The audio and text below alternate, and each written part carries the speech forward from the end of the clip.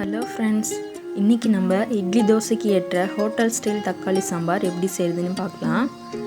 அதுக்கு முன்னாடி நீங்கள் இன்னும் நம்ம சேனலை சப்ஸ்கிரைப் பண்ணலன்னா மறக்காமல் சப்ஸ்கிரைப் பண்ணிவிடுங்க. வாங்க வீடியோக்குள்ளே போகலாம். தக்காளி சாம்பார் செய்கிறதுக்கு ஒரு பெரிய வெங்காயம் கட் பண்ணி வச்சுருக்கேன், 2 பச்சை மிளகா, 2 தக்காளி, கருவேப்பிலை, கொத்தமல்லி எடுத்திருக்கேன். ஒரு வானலை ஹீட் பண்ணிவிட்டு அதில் 2 டேபிள் ஸ்பூன் ஆயில் சேர்த்துக்கலாம். கடுகு 1/2 ஸ்பூன் சேர்க்குறேன். கடுகு நல்லா பொரிஞ்சதுக்கப்புறம்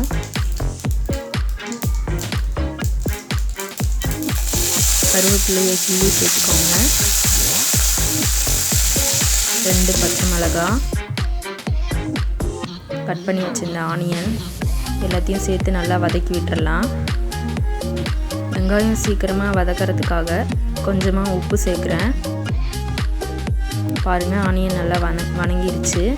இப்போ நம்ம கட் பண்ணி வச்சுருந்த தக்காளி சேர்த்துடலாம்.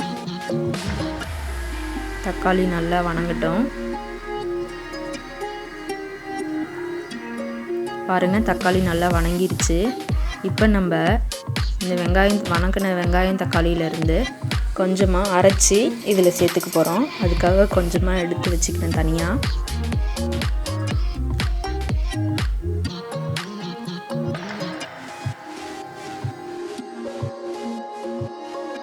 இதில் இப்போ மஞ்சள் பொடி, 2 ஸ்பூன் வீட்டில் அரைச்ச மிளகாய் பொடி, 1 ஸ்பூன் சக்தி மசாலா சாம்பார் பொடி, தேவையான அளவு உப்பு சேர்த்து நல்லா வதக்கி விட்டுறலாம்.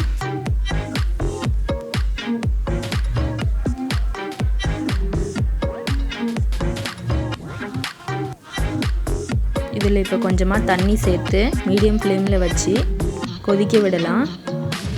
சாம்பார் கொதி வரத்துக்குள்ளே தேங்காய் பொட்டுக்கல்லை அரைச்சிட்டு வந்துடலாம். தேங்காய் பொட்டுக்கல்லை அரைக்கிறதுக்கு தேவையானது எடுத்து வச்சுருக்கேன். அதை தேங்காய் 1/4 மூடி, பொட்டுக்கல்ல 2 டேபிள் ஸ்பூன், இஞ்சி, பூண்டு, சோம்பு 1 ஸ்பூன், இதெல்லாம் மிக்ஸி ஜாரில் அரைச்சிட்டு வந்துடுறேன்.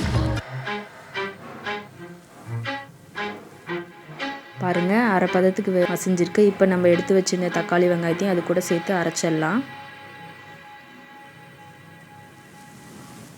ரொம்ப நைஸாக அரைச்சிடாதீங்க, இந்த அளவுக்கு அரைங்க. சாம்பார் நல்லா கொதி வந்துட்டுருக்கு. இப்போ நம்ம அரைச்சதை சேர்த்துடலாம்.